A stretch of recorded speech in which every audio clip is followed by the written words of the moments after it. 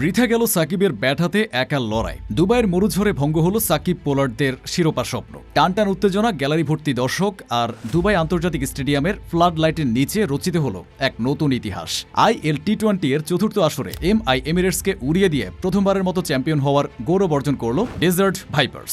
মরুর বুকে রবিবার এ রাত্রি ছিল কেবলই ডেজার্ট ভাইপার্সের। ফাইনালের মহেন্দ্রক্ষণে টসে হেরে প্রথমে ব্যাট করতে নেমে শুরুতে কিছুটা চাপে পড়ে ডেজার্ট ভাইপার্স। তবে সেই চাপকে বেশ ভালোভাবে সামাল দেয় অধিনায়ক স্যাম কারান। ব্যাট হাতে দুবাইয়ের 22 গজে ঝড় তোলেন এই ইংলিশ অলরাউন্ডার। মাত্র 51 বলে 74 রানের এক বিস্ফোরক ইনিংস খেলে অপরাজিত থাকেন তিনি। তার ইনিংসে 4-এর চেয়ে ছক্কার পরিমাণই বেশি ছিল। তাকে দারুণ সঙ্গ দেন তরুণ ইংলিশ অলরাউন্ডার ম্যাক্স হোল্ডেন। এই বামহাতির উইলো থেকে আসে 32 বলে 41 রান। শেষ দিকে আরেক ইংলিশ ড্যান লরেন্স খেলেন 23 রানের ক্যামিও। শেষমেশ হোল্ডেন কারানের ব্যাটে ভর করে নির্ধারিত 20 ওভারে 4 উইকেট হারিয়ে 182 রানের বিশাল পাহাড় গড়ে ডেজার্ট ভাইপার্স। ম্যাচে এদিন বেশিরভাগ সময় বাঁহাতি খেলোয়াড় ক্রিজে থাকায় সাকিবকে ব্যবহার করার সাহস করতে পারেননি অধিনায়ক পোলার্ড। সেমিফাইনালে দারুণ বোলিং করা সত্ত্বেও ফাইনালের দিন মাত্র 1 ওভার হাত ঘোরানোর সুযোগ পান এই বাংলাদেশি অলরাউন্ডার। সে ওভারে 10 রান দিয়ে উইকেট শূন্য থাকেন তিনি। এদিন MI এমিরেটসের সবচেয়ে সফল বোলার ছিলেন আফগান পেসার ফজল হক ফারুককে। 4 ওভার বল করে 33 রান দিয়ে 2 উইকেট নেন এই বাঁহাতি পেসার। 183 রানের বড় লক্ষ্য তাড়া করতে নেমেই শুরুতে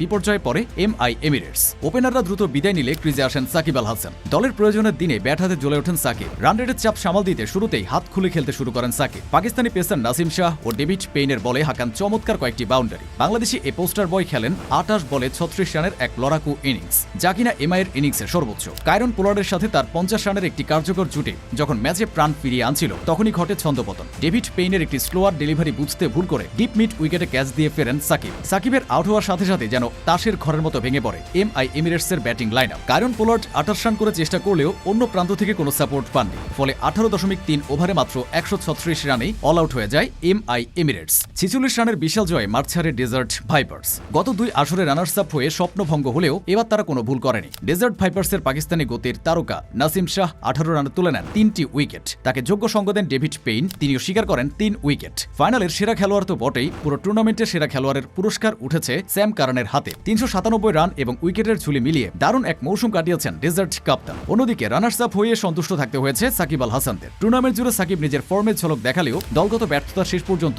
MI এমিরেটসকে ডুবিয়েছে। সব মিলিয়ে IL T20 এর চতুর্থ আসর শেষ হলো ডেজার্ট ভাইপার্সের এক রাজকীয় জয়ের মধ্য দিয়ে। নতুন এক চ্যাম্পিয়ন পেল আরব আমিরাতের এই জমজমাট ক্রিকেট টুর্নামেন্ট। দুবাইয়ের এই জয় পরাজয়ের গল্পের পর এখন সবার নজর পরবর্তী আসরের দিকে। আপনার কি মনে হয়, সাকিব আল হাসান কি MI এমিরেটসের হয়ে আরো বড় কোনো দায়িত্ব নিতে পারতেন? নিজের ব্যাটিং ব্যর্থতা নাকি ডেজার্ট ভাইপার্সের বোলিং আক্রমণ? ঠিক কোন জায়গায় ম্যাচটা হারলো MI এমিরেটস? কমেন্টে জানান আপনার মতামত। খেলার সব হাইলাইট, এক্সক্লুসিভ বিশ্লেষণ আর লাইভ আপডেট পেতে চান? তাহলে এখনই সাবস্ক্রাইব করুন স্পোর্টস বাংলা, আপনার স্পোর্টসের একমাত্র ঠিকানা। বেল আইকনটি চাপুন যাতে কোনো আপডেট মিস না হয়। স্পোর্টস বাংলা, খেলার উত্তেজনা আপনার ভাষায়, আপনার কাছে।